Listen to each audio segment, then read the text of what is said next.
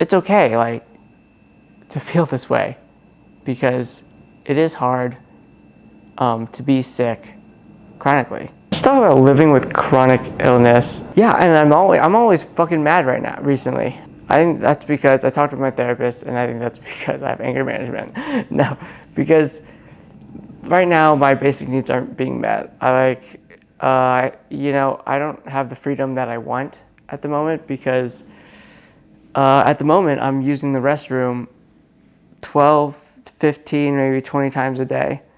And every car ride I go in, I'm like worried that I'm gonna have to pull over fast, or I won't make it in time to use the restroom. And the things that I want to do, like hang out with friends, to like I could do to like an extent, but like for people that I'm not as close with, and also like just even thinking about going on like a date, it just is very overwhelming, because I just don't have any consistency in my life because of that. And I think right now, I did the whole surgery because I was promised more freedom, and in a lot of aspects I do have that, but right now I just don't have the full freedom that I would like in order to like move on with my life. Yeah, and I have no idea when that's going to get better. I've just been trying to work on it. But I think what my therapist has been saying is like, if your basic needs are not met, then the things like your hobbies, things you want to do for fun, like your job, your work, other things like that, your relationships just don't fucking matter as much. And I think I'm at that point where I'm like, I just don't have as much tolerance with my friends. A lot of times I'd be able to just like laugh stuff off and just like be like, oh, if they had a problem, then I'd be like, oh, sorry. But now I'm just like, fuck you. I'm like, fuck you. I don't need you in my life. Like, fucking beat it, dude. Like, you're adding a stressor to my life that is not fucking needed, you know? And I have plenty of friends, so it's like, I don't need more. You know, I have a good amount, and I have very close friends. So it's like, bro, like, I don't know, like, that is just how I'm feeling. And right now we're in Utah, which is, oh my gosh, thank goodness that I was able to make it here. I've been sick the last, like, all this whole time I've been like sick, running a fever and stuff. So it's not been like the most ideal vacation, but it's been fun, and I'm really happy to be able to see my cousin and everything like that. But it's been like a very frustrating one at the same time, given like I'm sick here, but I like had a fever. Plane right here, dude, like I had to use the bathroom like 5 times on the plane. I kept asking the guy if he could get up. And that's just how it is right now. It might be forever, but I don't know. I'm just trying not to put too much thought in it too, and just work on what I can, because that's basically what I could do. And spending the extra time worrying about it and stuff like is really just it's just too much, too overwhelming, and like not a good use of my energy. Right now, taking care of myself physically and mentally, of course, but it's been a real full-time job, recovering from the surgery, and they even say like the second year, recovering from the double transplant, I keep saying double transplant, rarest transplant, has been a full-time job, and it's definitely hard. It's hard. Worth it, but it's definitely been difficult. And you know what, honestly, anyone who has like a chronic illness, like, and I don't know how the degrees go from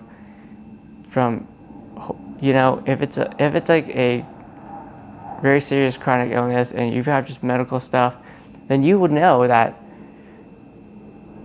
you know, taking care of yourself is really a 24-hour thing. It's like you're your own home nurse, and it's a hard ask to ask somebody to be able to work a full-time job on what you kind of already have just so you could stay alive. Like,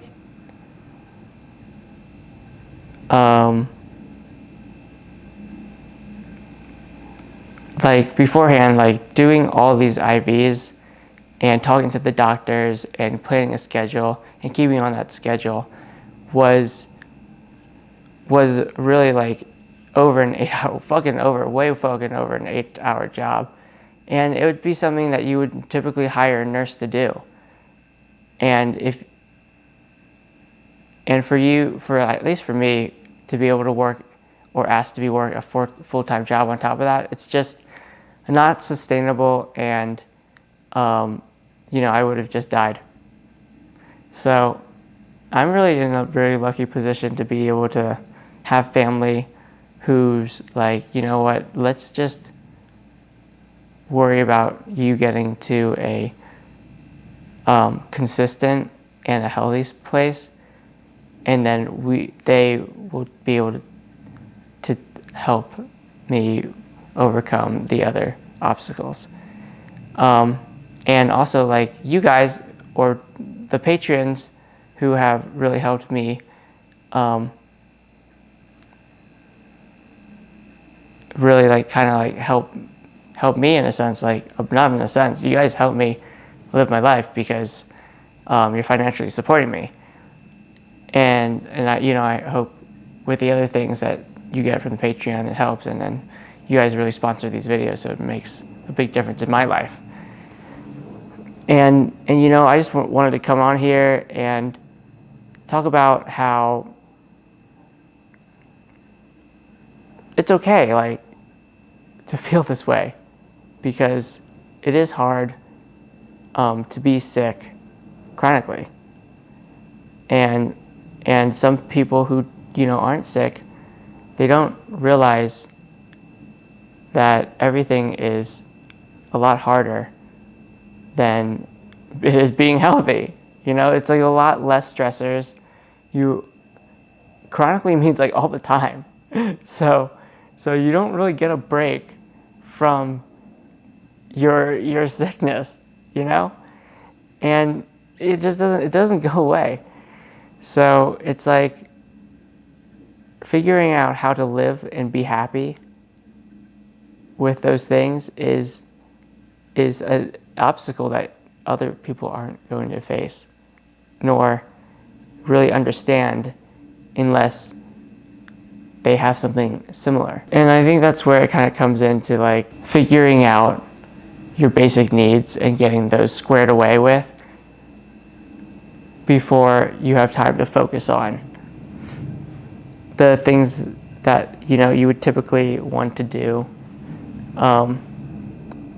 or I guess quote unquote have to do or should do, and everything else comes second. That's the whole thing where we're trying to all figure out.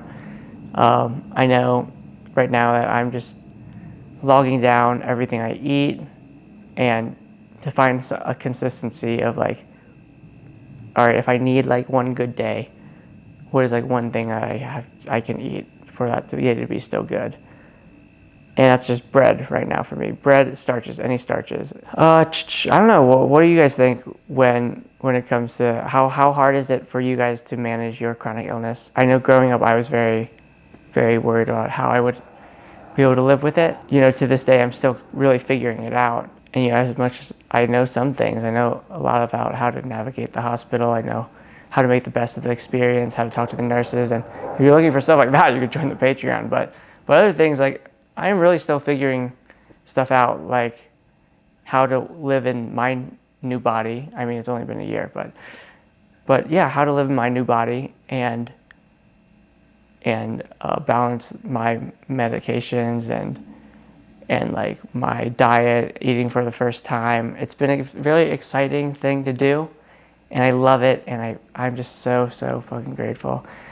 And it has been like a full-time job in the sense where I'm, still visiting the bathroom, anywhere from 12 to 20 times a day, and and still trying to keep up with hydration, drinking like 2-3 liters, and eating like 5 to 6 meals a day, a lot of times spacing them between drinking. And then you know, a lot of times, sometimes like I love eating, but sometimes I'm eating from up till like 2 a.m. and it's been you know, it's been the process of balancing, trying to keep weight, etc., hydration. But yeah, like the things like balancing chronic illness and will always be kind of probably like this, because your illness is going to go spike and you'll have good days and then you'll have bad days, you know? So it's hard to just prevent those, and you're just gonna have to really go with the flow for things like that. And like maybe like find something that's like, what is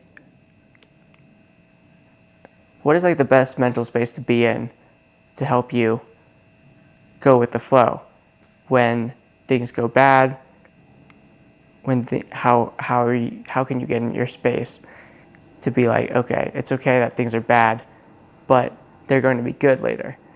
And maybe things are good, it's just a bad time.